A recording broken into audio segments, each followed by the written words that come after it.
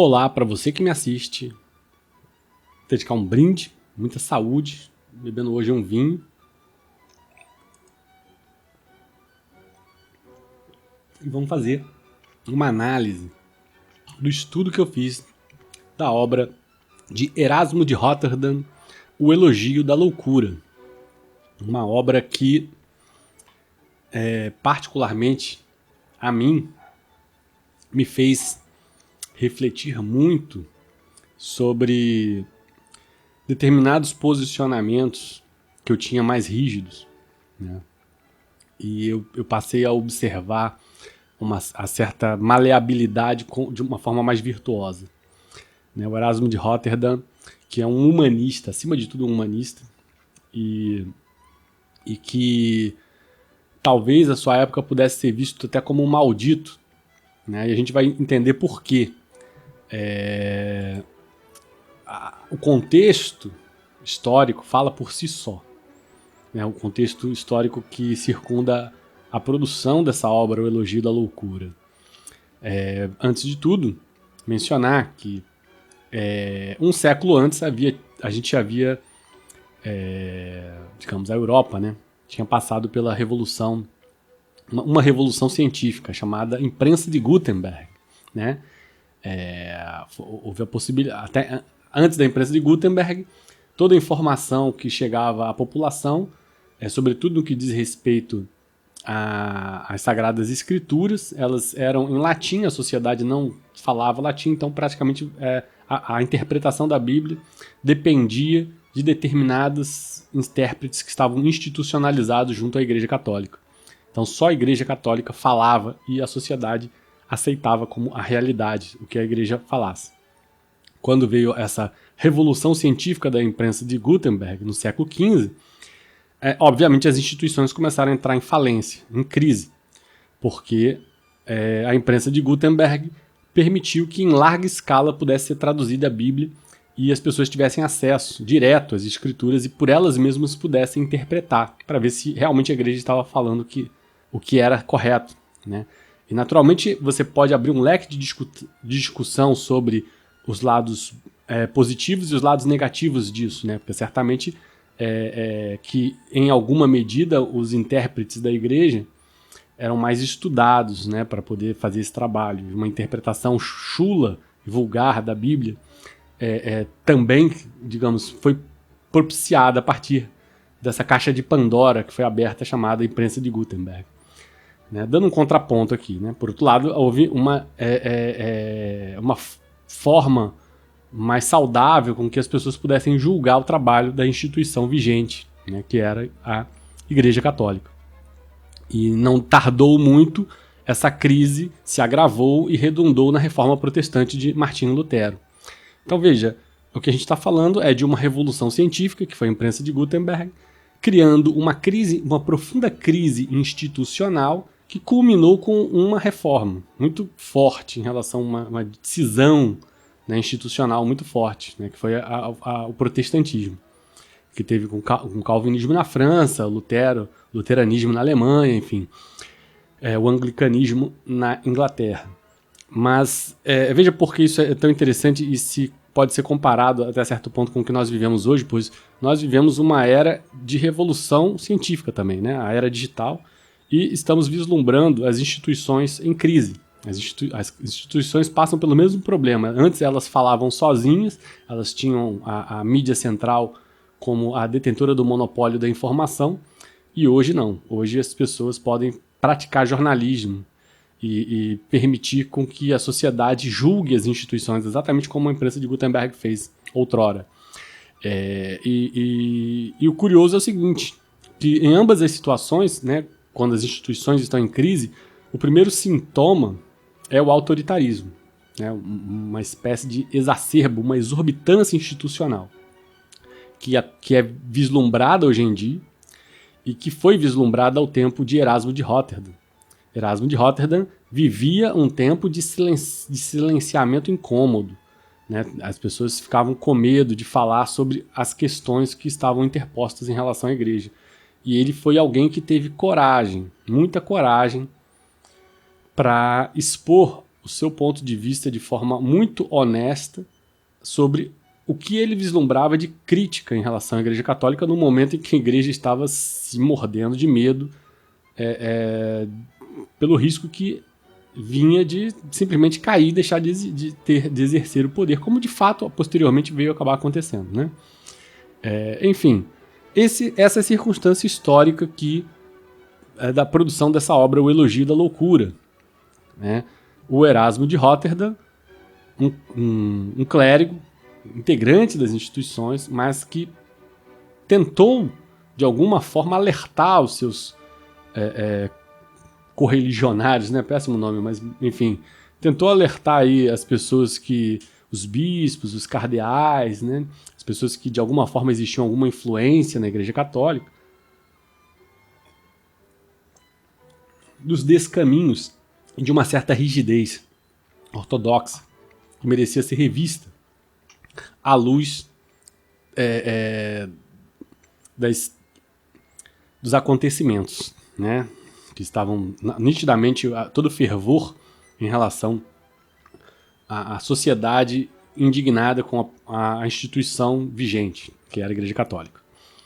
Então, o Erasmo de Roterdã é um símbolo do renascimento cultural, do humanismo, crítico desses descaminhos que se iniciavam dentro da Igreja Católica. E a Igreja já dava esses sinais fortes de crise, né? Já era o século XVI, um século após a Revolução Científica, né? Ou seja, da imprensa de Gutenberg.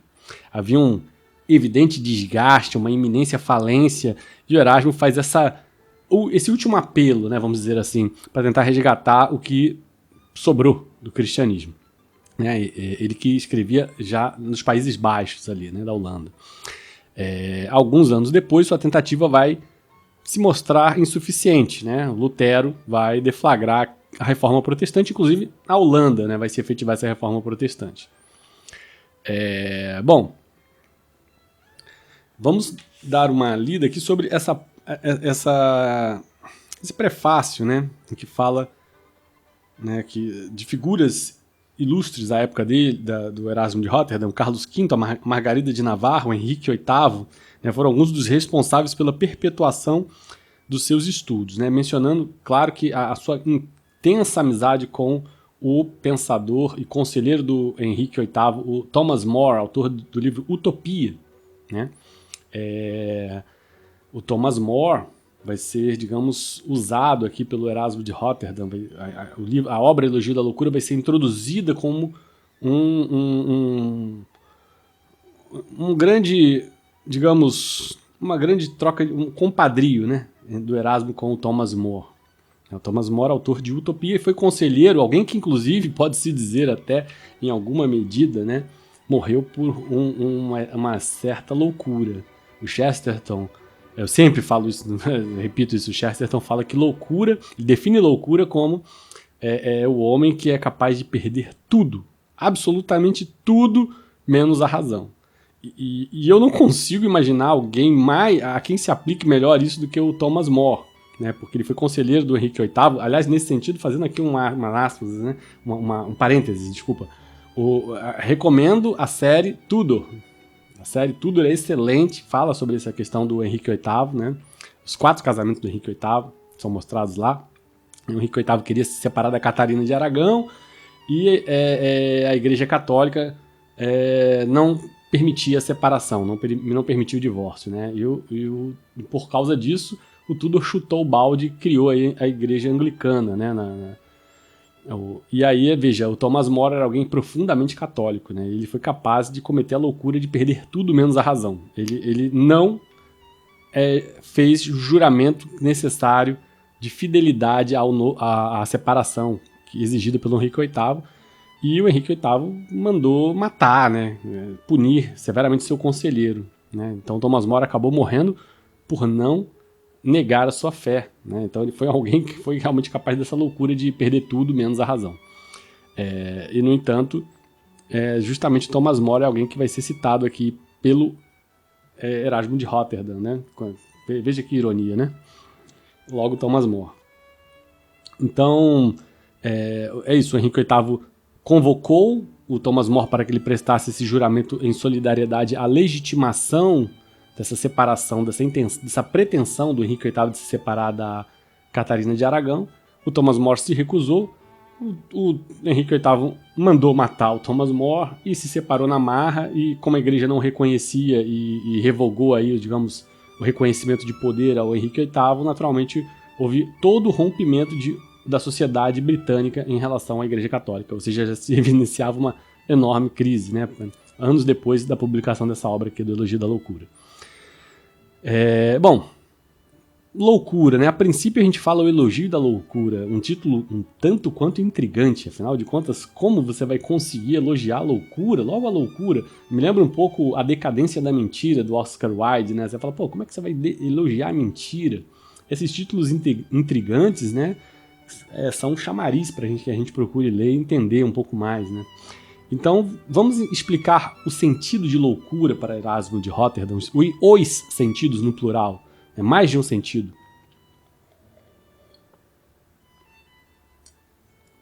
Loucura. Para Erasmo, ele vai trabalhando ideias como loucura no sentido de comicidade, o cômico, o bobo da corte, que faz todo mundo rir, sendo louco, né? De embriaguez, né? Nós, quando estamos possuídos aí pelo deus Baco, né? O deus do vinho, eu que estou bebendo aqui, então eu vou falar logo disso, né? Nós tendemos a flertar com uma certa loucura e consequentemente, deixamos sair de dentro de nós o que há de mais verdadeiro. Loucura como ignorância, sim. A ignorância revela um pouco de loucura, né? Há quem diga que a ignorância é a fonte do mal, né? Pode ser, não sei, mas de qualquer forma, o Erasmo vai defender muito bem aqui essa posição em favor da loucura, né? Ele vai usar quase a loucura como uma entidade divina, né? Interessantíssima a obra nesse sentido. Loucura como a verdade mais profunda no homem, né? É aquela que não é revelada normalmente, né? No estado de lucidez e de razão. Loucura como extravasamento necessário da rigidez moral, da solenidade que afasta Deus do real. Sim, volto a dizer, Erasmo de Roterdã era alguém que era profundamente católico. Ele estava tentando salvar o catolicismo daquela loucura, né? Sem querer fazer trocadilho péssimo, né? Mas tudo bem. Loucura como permissão para as paixões. Aqui é muito interessante, né? Porque a igreja sempre criticou muito a impulsividade e as paixões. Os estoicos, isso vem desde os estoicos, né? A ideia de que a impulsividade e a paixão é deletéria, a negação dos prazeres da carne, enfim, um radicalismo nesse sentido. E o humanismo vai começar a querer quebrar isso, né? Vai começar a querer rever isso, fazer um revisionismo disso. E o Erasmo é, sem dúvida, um dos precursores desse pensamento revisionista em relação a essa necessidade da igreja de rejeitar, sobretudo, as paixões, né?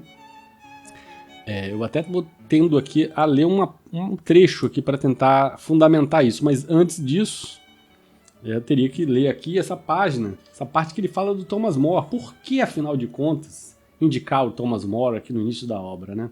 Vamos ver aqui. Erasmo tinha amigos importantes como o próprio Thomas More, a quem dedica o Elogio da Loucura, e a quem pouco antes da publicação desta obra fora nomeado conselheiro do rei Henrique VIII. Em uma época em que a intolerância religiosa já se fazia presente, dizer o que se pensava se transformava em um exercício perigoso, sendo inteligente o autor que tivesse por trás de sua obra quem a defendesse. Era esse um dos papéis da dedicatória do século XVI. E foi esse o papel de Thomas More no Elogio da Loucura. Erasmo tinha consciência das duras críticas que receberia por conta da publicação deste passatempo de viagem. Ele fala que passatempo de viagem porque foi exatamente isso. O Thomas More escreveu essa obra, ao contrário de muitas outras que ele escreveu, né? Essa que caiu na imortalidade, foi escrita ao longo de uma viagem, né? Onde ele se permitiu falar o que pensava. Portanto, certamente sua dedicatória não foi involuntária. Além de amigo e grande humanista versado nos Studia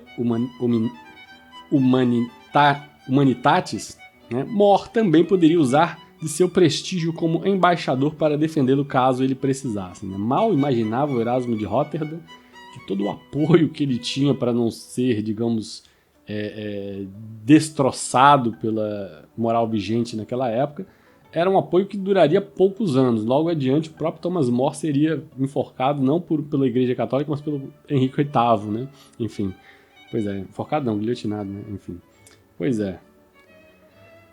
E aqui vamos falar então sobre a ideia de loucura, né? Na página 70, vamos ver aqui o que tem dito sobre a loucura.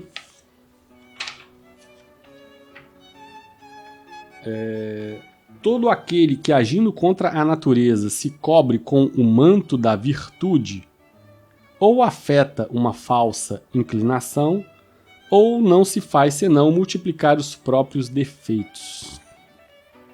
Né? Então a loucura como permissão para as paixões.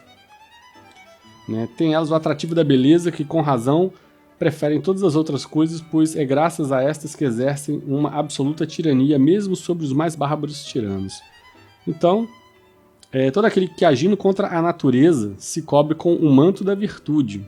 O manto da virtude, sobretudo num contexto civilizacional em que a gente nega muito, até por influência da moral cristã, a gente nega muito os prazeres da carne, por uma dívida, uma necessidade de ordem, né? De organizar a sociedade, e aí a gente nega o que? A própria natureza. E isso gera uma falsa inclinação, se não multiplicar os próprios defeitos. E sim, o Erasmo de Roterdã vai estar falando isso porque ele é alguém que impulsiona, é favorável a, em alguma medida, nós nos libertarmos dessas amarras em favor de viver uma vida apaixonada. Claro que você fala isso e o moralista logo fala, então você vai se autodestruir, né? Viver intensamente é se autodestruir. Né?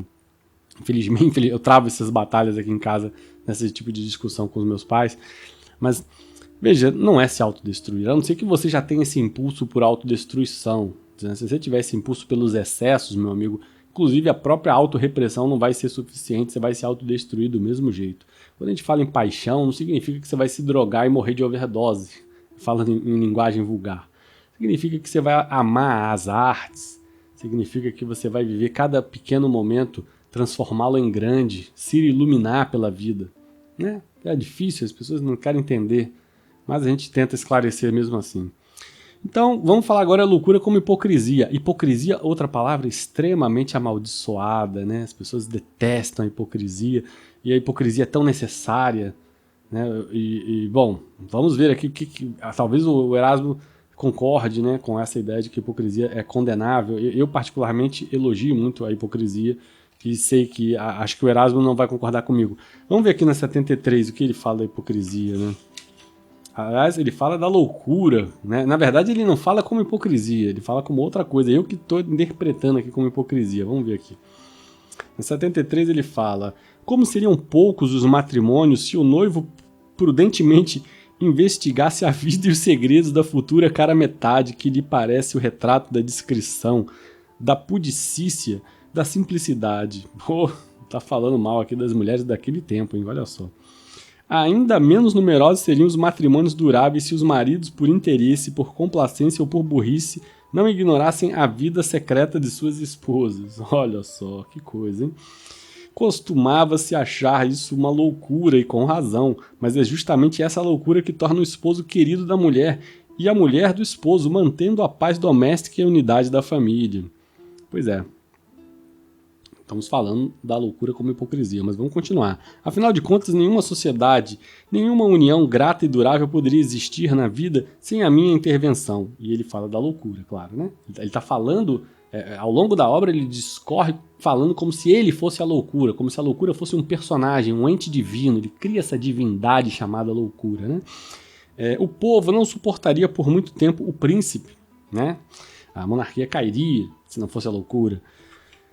E nem o patrão o servo, nem a patroa a criada, nem o professor o aluno, nem o amigo, nem o marido a mulher, nem o hospedeiro o hóspede, nem o senhorio o inquilino, etc. Se não se enganassem reciprocamente, não se adulassem, não fossem prudentemente cúmplices, temperando tudo com um grãozinho de loucura. Mas eu volto a fazer aqui a minha hermenêutica. Na verdade, ele está fazendo uma alusão à hipocrisia necessária. A hipocrisia é necessária para que todos nós possamos conviver harmonicamente. Sim. Quantas mentiras você falou hoje? Eu falo muitas, toda hora, né? Porque senão a gente não vive. É isso aí. Essa mentirinha saudável é que permite que o mundo continue fluindo e a civilização, então, exige isso demais de todos nós. A loucura como hipocrisia. Vamos continuar. Ele fala através da loucura, como se fosse um ente divino, repito. Né? E ele vai dar, inclusive, a genealogia dessas divindades. É um barato essa obra, tá? Você deve ler muito, porque é sem dúvida uma obra que vai te enriquecer muito. Né? E aqui ele fala, esse ente divino, né, essa coisa da loucura, e através dela, da loucura, ele se sente legitimado a criticar o tipo de homem que organiza a igreja. Olha só que atrevimento dele, né? Naquela época, que é como se você fosse falar mal do STF hoje em dia. Ele teve essa coragem de publicar um livro fazendo parte das instituições à sua época. A loucura permite que se fale contra a autoridade. Bom, se alguém for querer falar mal dele, fala, eu estava louco, né? É uma ótima justificativa, uma ótima legitimação para você sair falando, né? Que nem uma metralhadora giratória. Eu só estava louco, nada mais que isso. A loucura permite que se fale contra a autoridade porque ela é perdoável, tal como o bobo da corte debocha de um rei.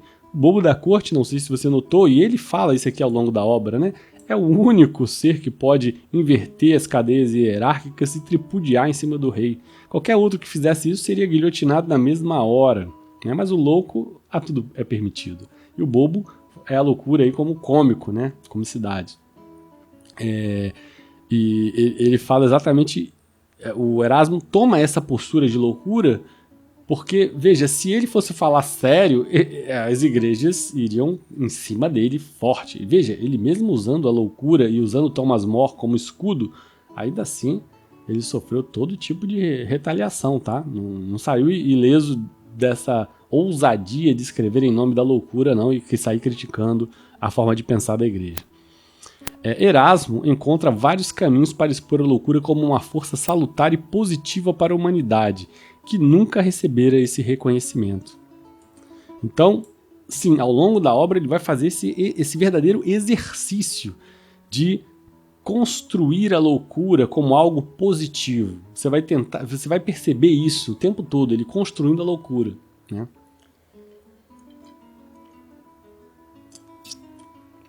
Agora vamos falar exatamente do foco crítico do Erasmo.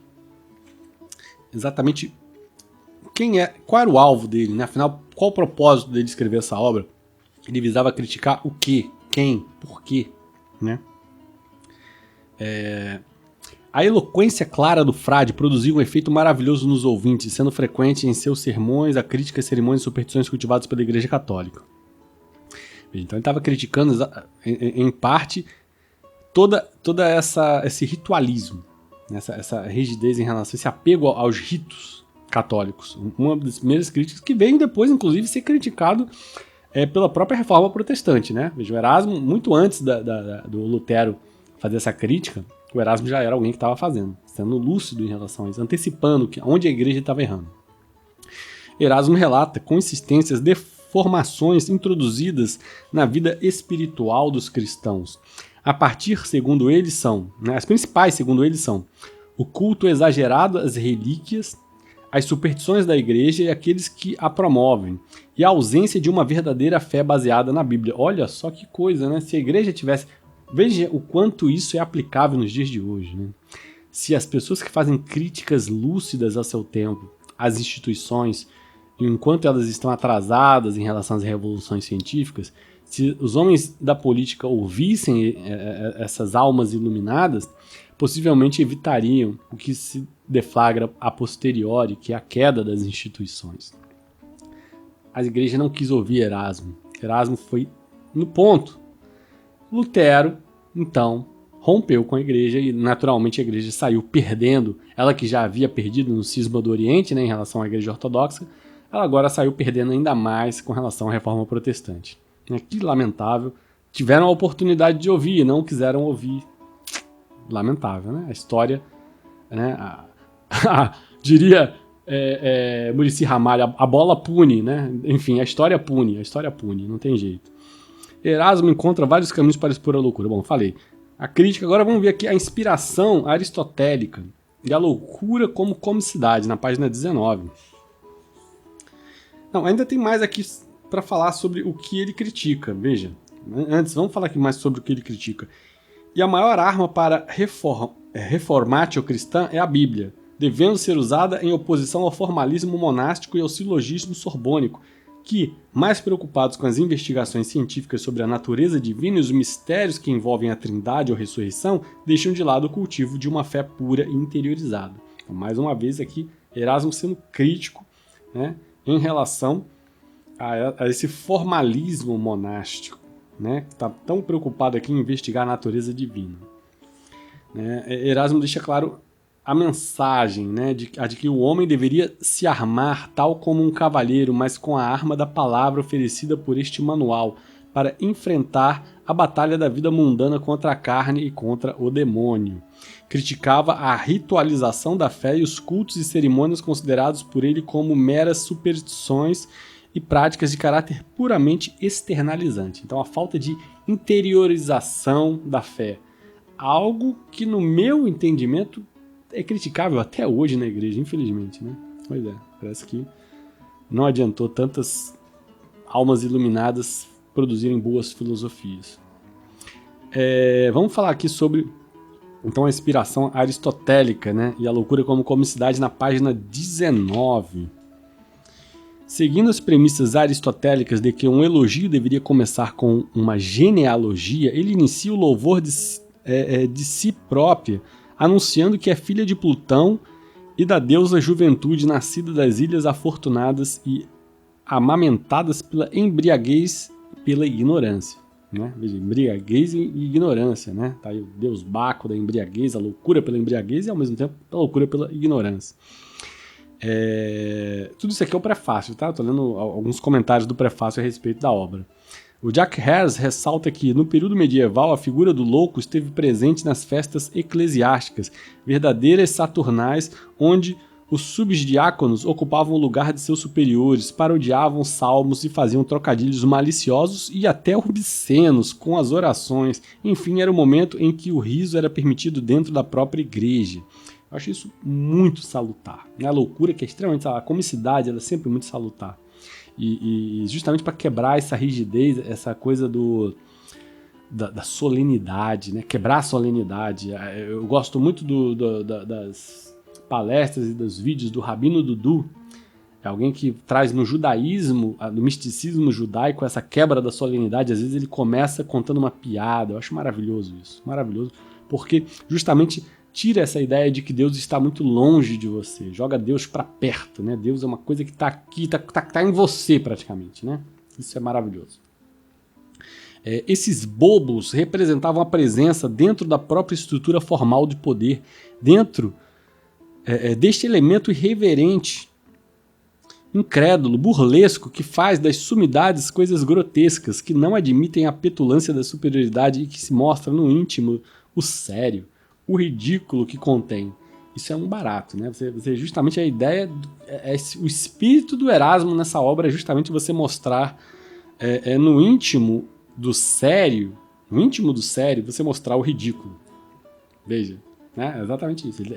No fundo, o Erasmo brinca com uma coisa que é extremamente séria, né? E tá aqui. Vamos falar aqui agora sobre a influência recebida pelo Pico della Mirandola, página 26. O Pico della Mirandola, um ilustríssimo pensador, né, da idade, início da Idade Moderna, né, já final da Idade Média. Aqui, o Pico della Mirandola. A concepção de Pico della Mirandola sobre o homem soa muito mais leve e direta. Não te fizemos nem celeste, nem terreno, nem mortal ou imortal, de modo que, assim, tu, por ti mesmo, sejas o escultor da própria imagem, e possas retratar a forma que gostarias de ostentar. Que coisa maravilhosa, né? Essa filosofia do Pico della Mirandola. E muito condizente com a filosofia budista. Eu recomendo o vídeo aqui que eu fiz sobre o livro tibetano dos mortos, na verdade, o lamaísmo do norte da...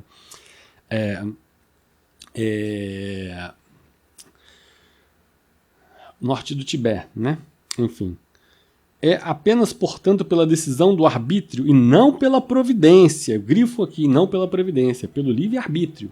E não pela providência, a ideia de graça, de receber a graça, né? Que o homem há de definir a sua compleição pessoal. Então, segundo a abordagem de Pico della Mirandola, o homem poderá, pelo seu próprio mérito, tanto descer ao nível dos seres mais baixos e embrutecidos, quanto, ao invés, por livre escolha da sua alma, subir aos patamares superiores que são divinos. Então, veja, o Pico della Mirandola foi alguém que desafiou a concepção de inalterabilidade do self. Exatamente, por quê?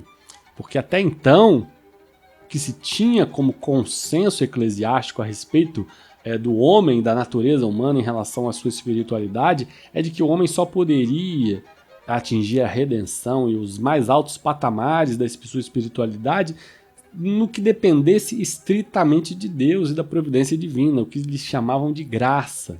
Enfim, se você não recebesse a graça de Deus, você não conseguiria, né? Você estaria à mercê de Deus. E, no entanto, o humanista Pico della Mirandola, ele deflagra um começo de pensamento a respeito do livre-arbítrio. Porque, claro, veja o quão problemático é todo tipo de filosofia problemática, né? Porque se você diz assim, eu sou mal, mas a culpa não é minha, é Deus que não quis me dar a graça, então eu posso continuar sendo um serial killer e sair matando as pessoas, né? Veja, que coisa, né? Até então era o pensamento hegemônico na igreja, né? Você dependia da graça, da providência divina. O Pico della Mirandola falou, não, meu amigo, depende de você, não vem querer culpar Deus pelos seus males. É você quem... Você pode aqui se descer ao nível dos seres mais baixos e embrutecidos por sua livre escolha, tá? Não vem querer culpar Deus por causa disso, não. Assim como você pode, por sua livre escolha, da tua alma, subir aos patamares superiores que são divinos. Então, ele criou ele rompeu com a tradição, toda a tradição da inalterabilidade do self, o Pico della Mirandola. E o Erasmo de Rotterdam vai beber dessa água profundamente. Ele vai dizer, inclusive, algo que depois foi usado pessimamente pela pensadora, uma mulher do Sartre, né, a Beauvoir, Simone de Beauvoir. O Erasmo de Rotterdam vai dizer, o homem, ele não nasce homem, ele se torna homem, no sentido de o homem, assim como o Pico della Mirandola fala, né, você pode... É seu livre-arbítrio, você pode atingir os mais altos patamares, ou rastejar, né, como seres mais viscerais, enfim, a sua livre escolha. O homem não nasce homem, ele se torna homem, homem no sentido espiritual, né, não no sentido gênero, no sentido espiritual, o homem pode ascender. Depois a Simone de Beauvoir fez essa brincadeira falando que a mulher, né, invertendo, falando de gênero especificamente, a mulher não nasce mulher, ela se torna mulher. Mas aí é outra história. A inspiração aristotélica, a loucura da comicidade, eu falei na página 19. A influência de Pico della Mirandola. E agora a influência dada a Machado de Assis. Sim, veja, Machado de Assis e Simone de Beauvoir, eu falei, né? O Machado de Assis, na página 24.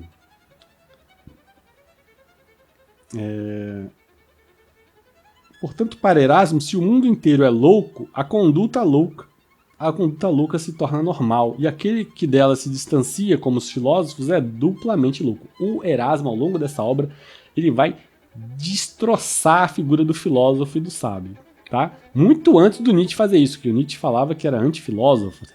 Ele dedicou longas páginas a ficar querendo, sobretudo em Crepúsculo dos Deuses, né? Ficar destruindo toda a filosofia racionalista. Ele critica lá o Sócrates, critica... O Erasmo, muito antes do Nietzsche, já tinha feito isso, né? O Nietzsche talvez tenha recebido uma inspiração também do Erasmo. O Erasmo, ele é alguém que justamente vislumbra nessa ideia do filósofo e do sábio como alguém que se descola da sociedade porque por meio da erudição e do estudo se torna alguém muito sábio, muito racional, na verdade está indo por um caminho ruim. Está fugindo da loucura do homem comum, que é necessária, de acordo com o Erasmo. E justamente por quê?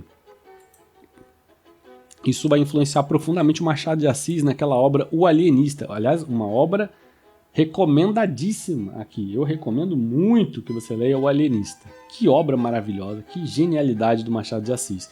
em parte, é isso aqui, né? Se o mundo inteiro é louco, a conduta louca se torna normal. Tem tudo a ver com o alienista, né? O alienista é justamente aquele pensador, a ideia cientificista de que você vai racionalizar tudo, vai metodificar tudo e naturalmente, você chega à conclusão de que se só você faz isso é porque você que é o louco. Você começa a internar os outros porque os outros são loucos e no final você chega à conclusão de que se todo mundo é louco, meu amigo, aos seus olhos, então na verdade ninguém é louco, só você. É um barato, essa obra é maravilhosa. Enfim. E é justamente isso que o Erasmo fala. Veja, o Machado de Assis estava profundamente inspirado no Erasmo de Róterdam. O Erasmo fala justamente isso, né? Que se todo mundo é louco, então a loucura é normal. O anormal é você querer ser racional. Né? O filósofo ele acaba sendo duplamente louco, né? Nesse sentido, de se afastar da loucura do homem comum. Então, aqui o último, mais um comentário, né? Não deixe de ser uma crítica ao racionalismo cristão, ao rigor doutrinário e ao consequente extravasamento desse rigor na forma de desvios de conduta dentro dos altos postos da igreja. Vamos ver aqui na página 76, a respeito de Sócrates. Agora, as palavras de Erasmo, né? Quereis um grande exemplo de inutilidade desses filósofos? Um ponto de interrogação. Quereis esse exemplo? Tomai o incomparável Sócrates. Veja só como Nietzsche tem ligação com Erasmo de Róterdam. Né? O Nietzsche é alguém que critica o Sócrates também, né? Muitos anos a posteriori, né? Mas também. O Sócrates, coitado, apanhou de todo lado. Tomai o incomparável Sócrates, declarado pelo oráculo de Apolo como o primeiro e único sábio. Estúpida declaração, o Erasmo fala. Mas não importa, não sabendo eu o que tem a esse filósofo empreendido em benefício público, deveis deixá-lo abandonada ao escárnio universal. É que esse homem não era de todo louco, tendo embora recusado constantemente o título de sábio, respondido que semelhante título só era conveniente à divindade. Era também de opinião que qualquer que desejasse passar por sábio devia abster-se totalmente do regime da república. Se, porém, tivesse acrescentado que quem desejasse ser tido em conta de homem devesse abster-se de tudo o que se chama sabedoria, então eu teria concebido a seu respeito alguma opinião favorável. Mas, afinal de contas, por que é que esse grande homem foi acusado perante os magistrados? Porque foi ele condenado a beber cicuta. Por que foi ele condenado a beber cicuta? Não teria sido, talvez, a sua sabedoria a causa de todos os seus males e, finalmente, de sua morte? Essa é a pergunta de Erasmo de Róterdam a respeito de Sócrates. Justamente a sabedoria foi a causa de sua morte. E o Erasmo é um crítico à sabedoria, ele está falando justamente em favor da loucura. Fala, se Sócrates fosse um pouquinho mais louco, não teria sido obrigado a beber cicuta. É isso que ele está dizendo. É uma crítica um pouco diferente da do Nietzsche, mas ambos estão, no fundo, tendo a mesma crítica, que é a crítica ao racionalismo, a crítica à sabedoria. E agora vamos ver aqui a página 77, né? Ele fala: as repúblicas seriam felizes se governadas pelos filósofos ou se os príncipes filosofassem, né? Uma proposta muito aqui de Sócrates / Platão, né? Tenho a honra de vos dizer que a coisa é justamente o oposto. Se consultardes os historiadores, verificareis, sem dúvida, que os príncipes mais nocivos à república foram os que amaram as letras e a filosofia. Então, justamente o Erasmo contrapõe a ideia de Sócrates / Platão, né, de que um governo de filósofos ou de políticos estudados, eruditos, na verdade, os piores ao longo da história, e ele vai defender aqui, quem quiser ler a obra, ele vai defender, vai pontuar ponto a ponto quais são esses políticos terríveis, né? Foram justamente os políticos que tentaram ser filósofos. Era melhor um político meio burrinho, meio louco, né, para poder guiar a sociedade. Enfim, algo nesse sentido, citaria aí o C.S. Lewis, a obra Abolição do Homem, que ele fala o quanto a sociedade deve às pessoas simples e humildes e ignorantes, né, a boa sanidade, né, da conduta social, e não aos pensadores mais sábios, né, que e aí ele vai citar vários exemplos de loucuras dentro dos pensadores. Outro que faz isso é o Frederic Bastiat, na obra A Lei. Bom, vamos continuar aqui. Lembra Nietzsche. Vamos ver aqui a página 80. Sim, tudo isso lembra Nietzsche, né, cara? O Nietzsche é um crítico profundo ao racionalismo. Vamos ver aqui a página 84.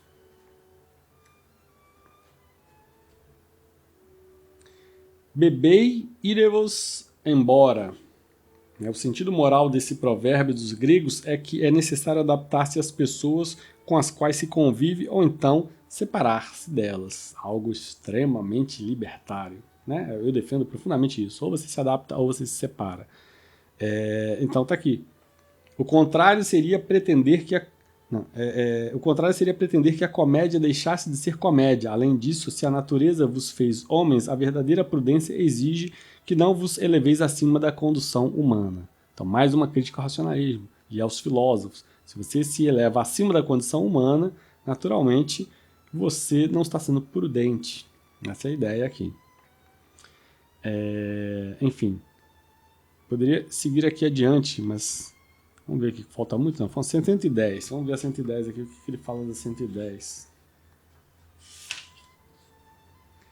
Não haveria, pois, diferença alguma entre o sábio e os loucos se não fossem mais felizes esses últimos. Então Erasmo fala justamente que entre sábio e louco praticamente é a mesma coisa. A única diferença é que os últimos, ou seja, os loucos, pelo menos são mais felizes, os sábios nem isso.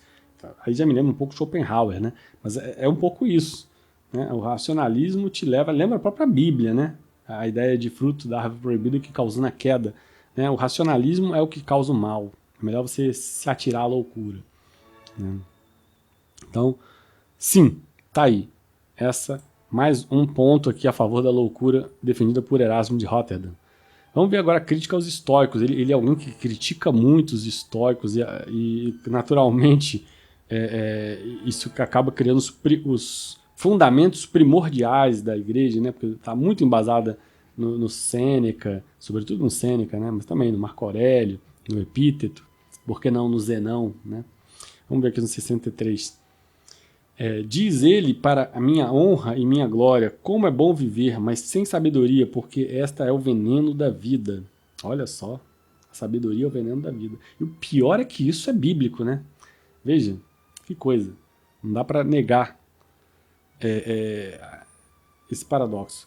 Ele vai continuar aqui, 65. Felicidade da velhice supera a da meninice. Não se pode negar que a infância é muito feliz, mas nesta idade não se tem o prazer de tagarelar, de resmungar por trás de todos, como fazem os velhos. Mas não, o ponto que eu ia falar é esse aqui. Se os mortais se abstivessem totalmente da sabedoria e só quisessem viver submetidos às minhas leis, é certo que não conheceria a velhice e gozariam felizes de uma perpétua juventude. Isso também é muito nietzschiano, tá? É assim também aqui na página 65 uma crítica. Veja, aquela ideia de levar uma vida prudente e perene, né? E você ficar velho. Nietzsche é alguém que chega ao ponto até de ser, nossa, ele fala que os médicos deveriam, ele sugere que os médicos deveriam cometer um ato benéfico à sociedade, matando os velhos, vamos dizer assim, porque a velhice é algo com o qual eu não concordo, mas é a visão nietzschiana, enfim. Ele acha que é terrível ficar estendendo demais a vida, né, a posteriori. Aqui na página 65 ele está falando a mesma coisa, ela não está falando a mesma coisa que a sabedoria, né, que você não, se você se submetesse à ideia de loucura, é certo que não conhecerias a velhice, que gozariam de uma perpétua juventude. Aí você poderia dizer, perpétua? Mas como assim perpétua juventude? Bom, amigos, não tem como negar aqui a algum nível da ideia da filosofia da eternidade, né? da reencarnação. A perpétua juventude tem a ver com você reencarnar e morrer novamente jovem. Né? Enfim, é isso. Vamos à página 85. Eu sei que isso vai ser chocante para quem é mais ortodoxo cristão, mas não dá para negar. Um pouco de leitura você chega lá. Aqui na página 85 ele vai ter aí sim a crítica declarada aos estoicos, né? Totalmente declarada. É verdade que Sêneca, 2 vezes estoico, isenta o seu sábio de toda sorte de paixões. Ó bela prima, de certo esse sábio não é mais homem, mas uma espécie de Deus que nunca existiu. Falamos mais claramente, o que ele fez foi uma fria estátua de mármore privada de todo senso humano. Que espécie de homem é um estoico? Que poderá deixar de evitá-lo como um monstro, de temê-lo como um fantasma? Eis o retrato de um estoico. Surdo à voz dos sentidos, não sente paixão alguma, O amor e a piedade não o impressionam absolutamente seu coração duro como diamante. Encontra em si mesmo toda a felicidade e se julga único rico da terra.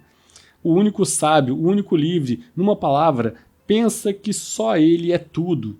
E o mais interessante é que é o único a se julgar assim. Amigos é a sua última preocupação, pois não possui sequer um. Sem qualquer escrúpulo, chega a insultar os deuses e a condenar como verdadeira loucura tudo o que se faz no mundo, ridicularizando todas as coisas. Uma crítica muito forte do Erasmo aos estoicos. Uma. Ao longo da obra, ele faz várias críticas aos estoicos. E eu imagino o quanto isso tem abalado as estruturas da igreja, porque nós sabemos a ligação íntima entre, sobretudo o aristotelismo tomista e o estoicismo, mas também o agostinianismo, né, em relação ao estoicismo. Né? Vamos falar aqui do Erasmo, enquanto, claro, é uma brincadeira minha, né, enquanto um objetivista, né, e pacifista, na página 75 aqui. Pacifista não é brincadeira, é sério, né? Ele é pacifista mesmo. Mas o objetivista é uma zoeira que eu estou fazendo aqui em relação à filosofia da Ayn Rand, né? Mas sim, pode-se entender. Com efeito, não será o amor próprio o maior de todos os bens? Só isso, acabou. Essa é a pergunta que o Erasmo deixa. O maior de todos os bens, o amor próprio? Ele vai adiante, no entanto, que coisa poderia imaginar de mais estúpido que a guerra? Dois exércitos se batem, sabe Deus por que motivo, e da sua animosidade obtém muito mais prejuízo do que vantagem. Isso aqui eu grifo com muito prazer. Por quê? Porque é o meu pensamento, né? O pacifismo. Sou extremamente pacifista e vejo em qualquer guerra uma coisa inexplicável, um fracasso da humanidade generalizado, pois de fato é exatamente isso, não há vantagem para nenhum dos lados. Uma guerra não é vantajosa para ninguém. Ninguém. Não faz sentido nós termos guerra no século XXI. Essa é a minha visão. Bom, loucura como organicidade, como realidade, como quimera, na página 81. Então, ele fala aqui: é a loucura que forma as cidades, graças a ela é que subsistem os governos. A religião, os conselhos, os tribunais, e é mesmo lícito asseverar que a vida humana não passa afinal de uma espécie de divertimento de loucura. Mas passamos agora a falar das artes, que animam os homens a descobrir e a transmitir os seus pósteros tantas produções, a parecer excelentes, se não a sede de glória. Acham esses homens, na verdade, bastante tolos, que não deveriam poupar nem velas, nem suor, nem esforço, nem fadiga, para conquistar não sei que imortalidade, a qual nossa, em última análise, deu uma belíssima quimera. Deveis, pois, à loucura todos os bens que já se introduziram no mundo, todos esses bens de que estáis gozando, que tanto contribuem para a felicidade da vida. A mim também pertencem os que recebem a prudência? Essa é boa, dirá talvez alguém. Pois é. Muito aqui também falado em respeito a o impulso da criação, tanto filosófica quanto artística, né? A vontade de eternidade, né? De ser eternizado. Ele brinca isso aqui como isso aqui também sendo uma própria quimera, né? E em relação à organicidade, né? Ele fala aqui que subsistem governos, religião, conselhos, tribunais, lícitos, graças à loucura, né? Tudo isso graças à loucura. Sim, veja, interessante isso. A filosofia, por exemplo, hopiana, que é de um racionalismo a priori, construída de forma absolutamente racional e perfeita e irrefutável. E por isso mesmo ela é inaplicável. Ela é inaplicável por quê? Porque as pessoas são loucas. Tá explicado aqui porque as pessoas dizem, refuta aí o Hans Hermann Hoppe. Tá aqui, tá refutado pelo Erasmo de Rotterdam. É a loucura que forma as cidades. Graças a ela é que subsistem os governos, a religião, os conselhos, os tribunais, e é mesmo lícito asseverar que a vida humana não passa afinal de uma espécie de divertimento de loucura. Pronto, refutei Hans Hermann Hoppe, tá bom? Depois, se você não entendeu, pensa um pouco sobre o que eu falei. Loucura como felicidade, 92 e 93. 92 e 93. Tá aqui. A loucura como felicidade. Nossa, vou ter que ler 3 coisas aqui, vamos ver. Não sei se eu vou acertar qual é a felicidade. Pitágoras, por se ter transformado em galo, né? Bom, por tudo isso, nunca terei louvado bastante a Pitágoras por ter se transformado, por se ter transformado em galo. Esse filósofo, em virtude da metempsicose, né, que é a transmigração das almas, passou por todo o estado, filósofo, homem, mulher, rei, confidente, peixe, cavalo, rã e creio até que esponja.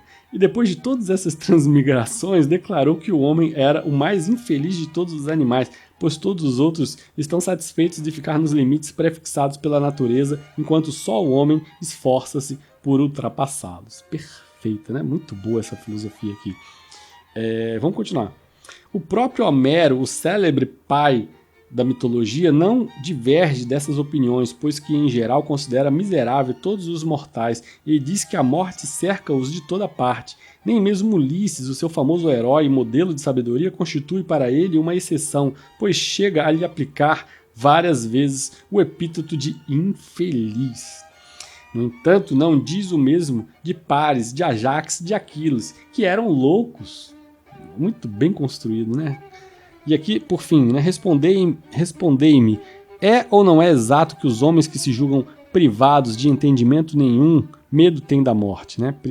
Privados de entendimento nenhum, medo têm da morte. Além disso, estão isentos de terríveis remorsos da consciência, não temendo nem fantasma nem trevas, não são atormentados pela perpétua perspectiva dos males, não são enganados pela vã esperança de futuros bens.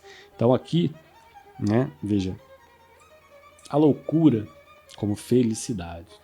E veja, felicidade, claro, que eu não estou falando de Stuart Mill, de Jeremy Bentham, não estou falando de felicidade como bem-estar material, estou falando de felicidade como essência do homem, né? O homem essencialmente busca, em última análise, a filosofia só se presta a isso, a você ser feliz e mais nada. O resto é secundário, a felicidade é a essência. E a loucura, para Erasmo de Roterdã, é o que afasta os sábios, né? É o que, de acordo com ele, Pitágoras mostra que todos os da metempsicose, ou seja, na transmigração das almas, ele foi todo tipo de ser ao longo dessas reencarnações e, no entanto, o homem é, sem dúvida, o mais infeliz porque justamente busca vencer as forças da natureza, superá-las e para construir uma civilização, né? Além do que ele fala que ele ilustra figuras, personagens da obra do Homero, mostra que justamente os loucos, né, foram os que mais próximos chegaram da felicidade, que, no entanto, os racionais, né, como aqui ele põe Ulisses, né, da sabedoria, constituem uma exceção, né, mas, enfim, em geral, o racionalismo induz você à infelicidade. E aqui ele coloca, por fim, a questão da morte. Sim, muitas pessoas perdem os sentidos, a memória, momentos antes da morte, né? Anos, às vezes, antes da morte, perdem a lucidez. E isso é uma forma divina de te proteger de qualquer sofrimento se você não estiver preparado, né? Porque justamente a morte é uma transformação, uma reintegração da nossa alma à natureza. E ao fazer isso, é necessário um certo estado de loucura, né? E é isso que Erasmo pondera. E o bobo da corte é alguém que para o Erasmo vai ser simbólico em relação à loucura, né? Porque justamente é o único que pode falar para o rei, como eu falei aqui, né? Antes, é o único que pode. Eu nem vou ler esse trecho, né? Porque estou me prolongando muito, mas é isso, né? Bom, gente, não quero me postergar muito. Tinha mais algumas coisas para falar aqui, mas por fim, para sugerir que você leia essa obra, porque no fundo, o intento desse canal não apenas fazer com que eu possa eu mesmo rever os livros que li e os grifos comentados enfim, e não perder isso da minha memória, também um convite a você que me assiste ler a obra. Isso é muito importante para mim, né? É uma conquista pessoal saber que pessoas, por intermédio dos vídeos que eu produzo, se sentiram instigadas e curiosas a buscar mais conhecimento. No fundo, esse é o maior pagamento que você pode fazer, maior do que qualquer apoia-se, né? E sim, ele vai defender usando a própria Bíblia. Olha que coisa, hein? Ele vai usar a Bíblia, trechos da Bíblia. Eu não vou aqui me entreter nesse pedaço da obra, mas ele vai usar trechos da Bíblia para defender que a própria Bíblia defende a loucura. Olha que coisa incrível, né? E aí eu convido você a ler a obra do Erasmo de Rotterdam, Elogio da Loucura, onde esses trechos, se quiser mais especificamente, eu dou até a página, você compra a obra e lê a página 150, 151, você vai encontrar momentos em que ele... Tem outras páginas também, mas essas páginas são as mais que eu destaco aqui, né, onde ele vai usar a própria Bíblia para sustentar a ideia de que nas Escrituras se defende a ideia de loucura, e não de sabedoria, de sanidade, de razão, né? Enfim, uma obra intrigante, muito intrigante. Gente, é isso. Vou terminando aqui esse vídeo para não me prolongar muito. Brindo o final desse vídeo com um vinhozinho. Espero que tenha sido prazeroso para você e que tenha te instigado a querer conhecer mais. Um forte abraço. Até a próxima. Esse é o nosso canal de literatura e filosofia. Se você gostou do nosso conteúdo, curta o vídeo e se inscreva. E aproveite para fazer as amizades certas nos grupos. O grupo de estética é o grupo onde se troca influências sobre arte, cinema, música, filosofia, pintura. E o grupo ética é o grupo que se propõe ao debate político, moral, ético, econômico. Os links estão disponibilizados no campo de descrição desse vídeo. Você vai adorar! Por fim, não deixe de conhecer nossos outros canais, o Tube Cult e o Limão Libertário. Obrigado por assistir até o final, foi um prazer tê-lo por aqui. Até a próxima!